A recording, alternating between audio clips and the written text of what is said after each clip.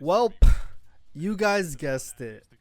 The next episode of In the Blender. I never thought I'd be making an episode with this guy in it, but miracles happen. Expect the unexpected in life. This episode of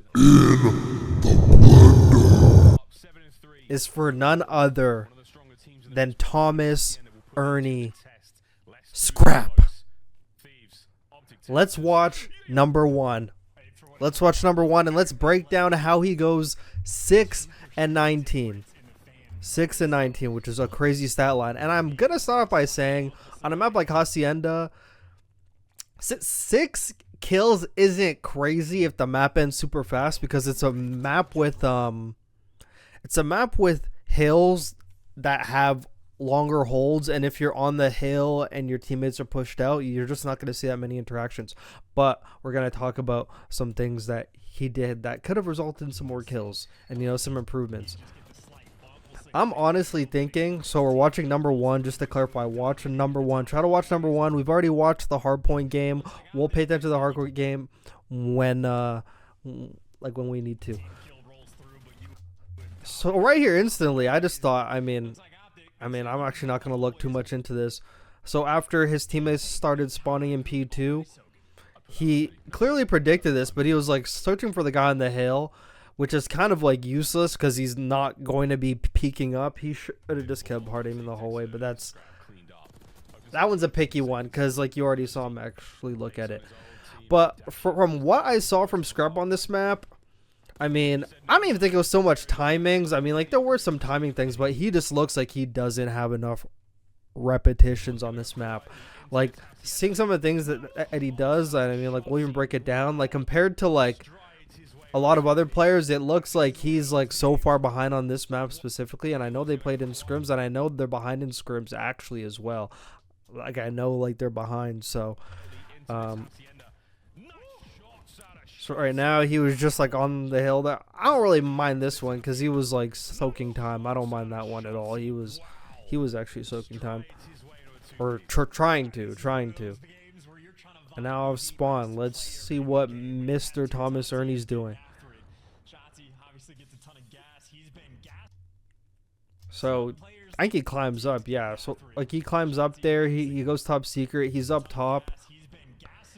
He searches for the guy on the hill. He actually sees who cross, and he calls it out instantly. Now, like, a number 4 is now just, like, waiting. So, successfully called that out, and then he goes for a chow on Shotzi, and he dies. Bro, like, that connector right there going into P2 is hell if you're an AR. That's hell for an AR. Hydra got all those kills before he had a chance, but is able to get the trades. And Envoy got that kill. And here's what I was confused about, because Envoy kind of like screwed him over here a bit. I don't know. These Hacienda hills, especially P2, you guys even say the same for P4 after like you get like a clean like 3-4 dead, pretty easy to keep them off. But this hill more than any is a hill where like the guy on the hill could actually just like sit and not do much, and everyone else could do everything. But I'm thinking with 25 seconds left, you should kind of think Optic, if the RP4 aren't going to send guys right through the front, Envoy could have just held this angle, I feel. He could have just held this angle, guaranteed played for one guy to come around the corner. Instead, he overchows, he dies, opens up the gap, because immediately now a number 4 spawns out, and you're going to see a number 4 spawns out. Now he's instantly looking behind him. He readjusts positions. He goes behind. He knows there's someone behind. But Shotzi gets like, dude. That 2-piece from Shotzi was crazy, by the way, too. Like the Omni movement slide to the... Dude, that just looks smooth.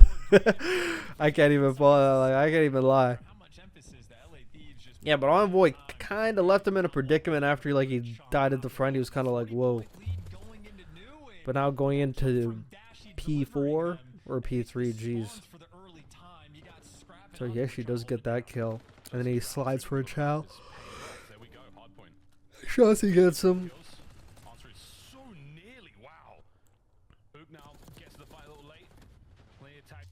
And then here, I didn't really like how he was playing underneath you. I didn't like how he was playing like bottom U there.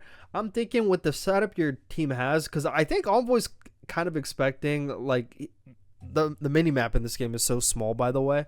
Like he probably sees like Scrap's like blob like in like the corner of his map, so he's thinking he has, I'm not sure if they even like calm this, but he was in an area where he dies from up top. I was thinking Scrap easily could have just been back here. He could have been hard aiming all this. If he gets shot at, he could easily go behind cover, has help. But instead he played like the bottom corner, which is unfavorable for an SMG. Like look, which is unfavorable for an AR. And you're gonna see shots he walks right in, boom, gone. And Envoy dies for free. I don't even know why he was like in the open like that, like behind like no cover.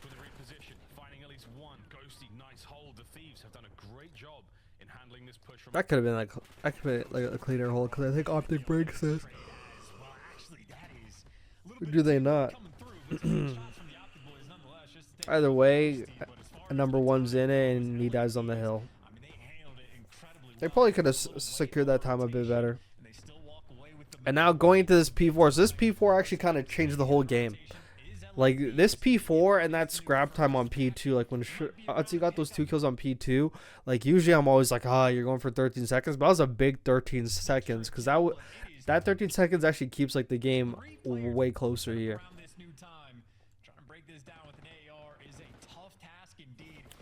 So all it is, he gets all the kills here. So right now they have a good setup right now.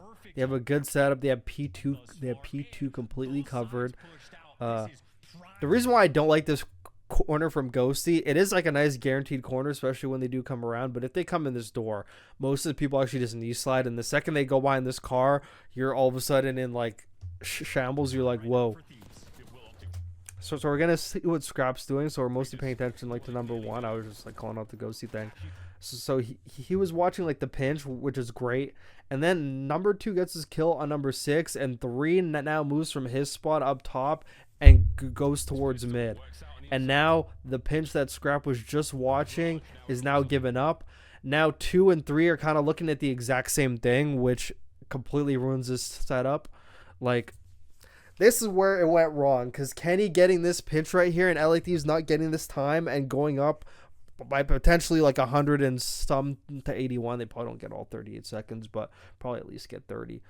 But I think this changed the game here, like this break right here, because him being here, because he's like right here. So if Kenny kills him, bro. Okay, and here's another thing I just want to point out. It's all happening so fast. So now 2 and 3 are basically watching the exact same thing. You could tell there's a lack of communication. Envoy and Hydra had this exact same lack of communication in the game 5 as well. But now they're watching the same thing. Envoy could have easily been watching the pinch, or he comes to help. Scrap picks up the pinch. Either way, someone's got to pick up the pinch, but nobody picks it up. And Ghosty spawning down here. Not sure if he calmed it, but here's the thing about Hacienda. On P4, if this guy's not here, if number 5's not here, you usually spawn like closer. Like you spawn closer around here. You spawn pretty close to the hill. Ghosty spawned back courtyard. Like not even in the boathouse, but like beyond the boathouse in the back of the courtyard. That should tell you there's a guy around here. That's immediately tells you the guy around here. If there's nobody here, it will never spawn you that far when all your team's here on the hill and all of them are supposedly spawning on this side. It will never spawn you that far away ever. It always spawns you close to the hill. Anyone who's played ranked, you guys could attest to this. It always spawns you close when nobody's like in around here. If someone's around here, you're even going to see it in the next P4, you spawn deep. He spawned at the back of the map. Treyarch, Activision, when they made the spawns for this game, they do not punish you with deep spawns unless every potential spawn for this hill is blocked off. And the spawns for this hill are the people over at P2 and then the close side. And you guys just like trade constant war. You guys spawn super close, super war. But when there's a guy blocking, so this spawn's blocked, this spawn's blocked. It's not going to spawn you anywhere over here because it's on P4. So it's going to spawn you deeper to where it should have spawned you. And this should have told them, I'm not sure if Ghosty calmed it. I'm not sure if they just didn't know. And this is what leads me to believe that they did not have the proper repetitions on this map. Because if you have any reps on this map, you know. I played this map in rank like 3 times. Fucking figured it out, you know? Like, pretty easy to... And this is spawns in general. Like, the spawns in general, I played pubs and I, like, pretty much knew how spawns work, where I was spawning, why I spawned there, and when I spawned there, that means they're over here. If I ever got this deep spawn ever, just playing...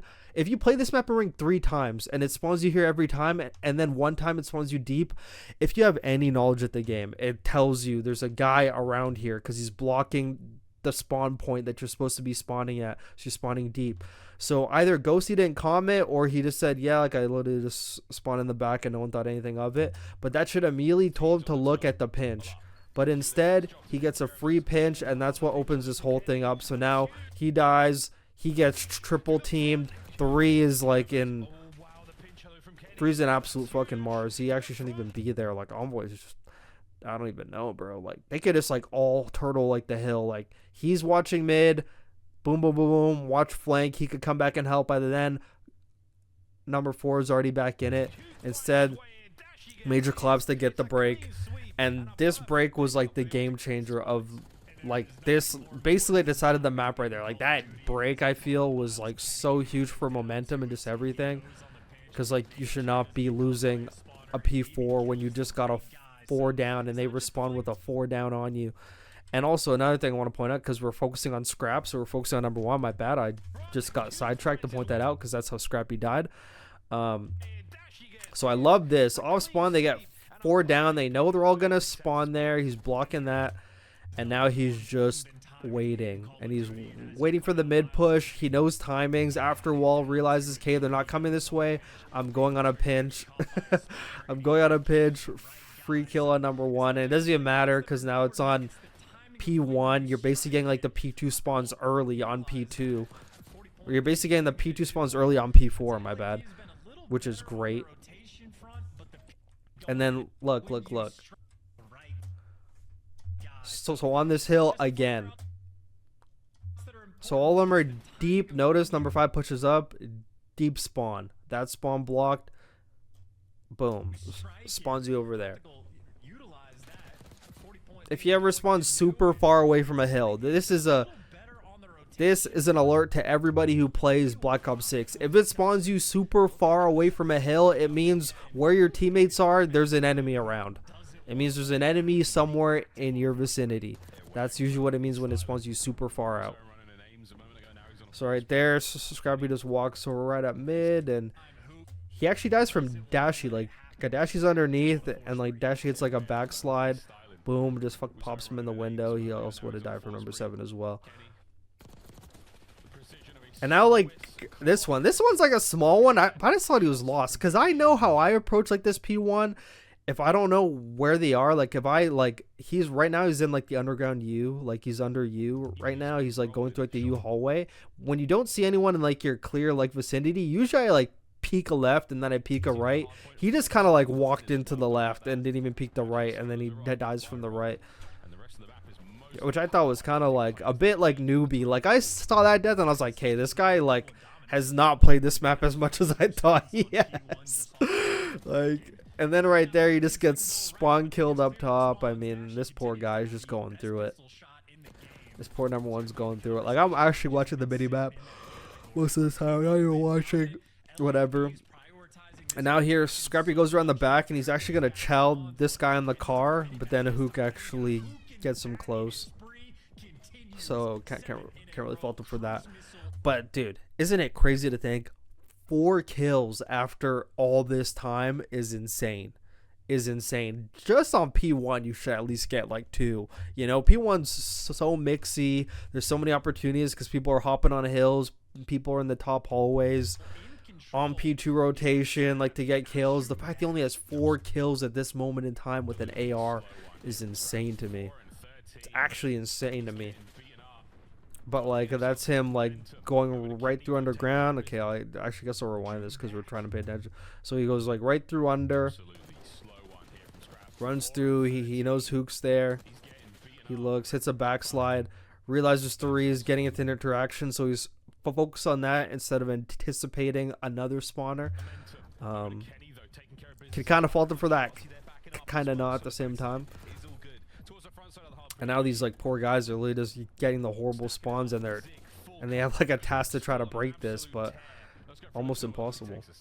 We're not really gonna focus on the listen. Like, this poor guy, man. This poor guy is just like boop on the ground, bro. Like, and now I'm pretty sure he's kind of probably give up on this. Yeah, he already is.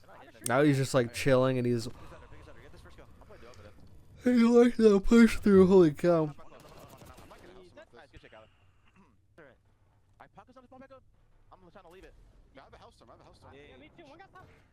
So now you're just like waiting for a guy to go through arches, but then like that guy in you gets the kill, so now he backs up and he actually gives up this. And the thing I like about this is like you didn't hear in like the listen in, but like as Shots is in the water, he asked if somebody could call in a streak, and that was to completely be a diversion, because now they're worried about the streak. Now it actually gives them a chance to push up, because it means they're not going to be in the open, which was a great play. He went on a long pinch for this P3, which I thought was actually like great, and they could afford to. They're up 205 to 85, so he could afford to take this pinch. So he protects himself in 10, and then who gets this kill in the back? And just based on where like your teammates are, like that should kind of give you the indication like to turn around. Like your teammate just died in the back. That should probably indicate, since you guys have like all this space covered, that there's probably like another guy around behind you. But it's Steady's kind of about to Mars there a bit. I don't know, but that could be me reading into it too much. And now they're just in a trap now, like this poor guy. And now like they're tasked with trying to break this. Scrap going through the top hall. He's in the window. He's like, I don't want to hop out. I'm just gonna like die again. Optic actually kind of closes it out here. Instead they go through the door. They get 2-piece. Yeah, like these already knew they lost at this point. But I can't even fathom. Like, I know people have horrible games, but like 5 kills. After all, I'm just seeing like 234, and I'm like, that's so much time.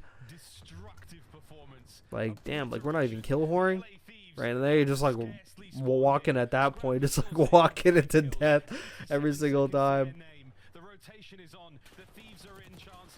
They're taking an Omega route, even though they can't really afford to, because Optic's 3 points away from a win, but they're actually able to break it. And this is the last kill that Scrap gets right here. Like they got the streak in the air, and he just like super pushes number 5, but then he dies, and he ends the game 6-19.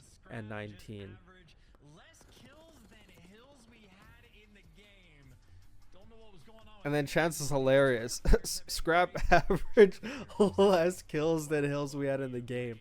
There was 8 hills in the game. He averaged 6 kills, which is crazy. He averaged less than a kill per hill, which is crazy if you actually think about it that way. All he can do is just laugh it off, but he knows all the memes are coming. Everyone's calling him 619, 619. I'm even going to put up this comment I saw in his Twitch chat like 10 minutes ago before I made this video. I just like hopped onto his thing because he said Ray's back or something. Like 619's back or some shit. But, dude, take a look at these, dude. If you add in the 2 assists, he has 8 and 19 a limb. I already know Hydra's like staring at that like, what the hell? Because Hydra's like, bro, I was literally trying to avoid fucking shit cans. That's literally why I left my last team. Now we got a guy going 8 and 19 who's supposed to be a superstar. But the only saving grace he has is like hill time. If he didn't have hill time, I would have been like, what were you doing the whole game? Like if he had 7 seconds in the hill and he was 6 and 19, I'm like, hey, you're actually just existing on the map, not doing anything. But even the damage, bro.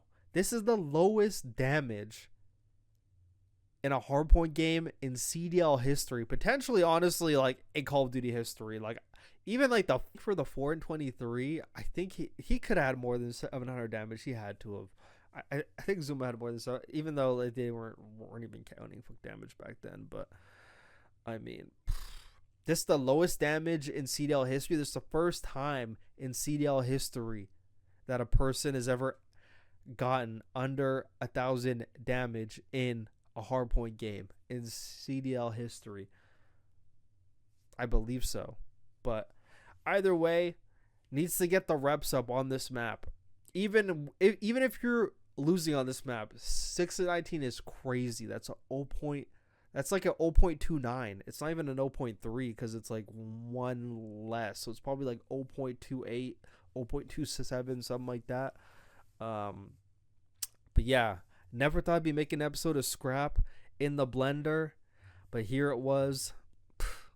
Hope you enjoyed. I was gonna make him like Geek of the Week, but I'm like, that's too harsh. I mean, clearly they just don't have enough repetitions on the map, and a lot of other teams have gone like 100-point club. So I'm gonna save Geek of the Week for another person. But yeah, Scrap, I'm sorry. I'm so sorry it had to be you, but I mean, a Booyaka 619. What you gonna do when they come for you? You gotta what you gonna do when Optic comes for you?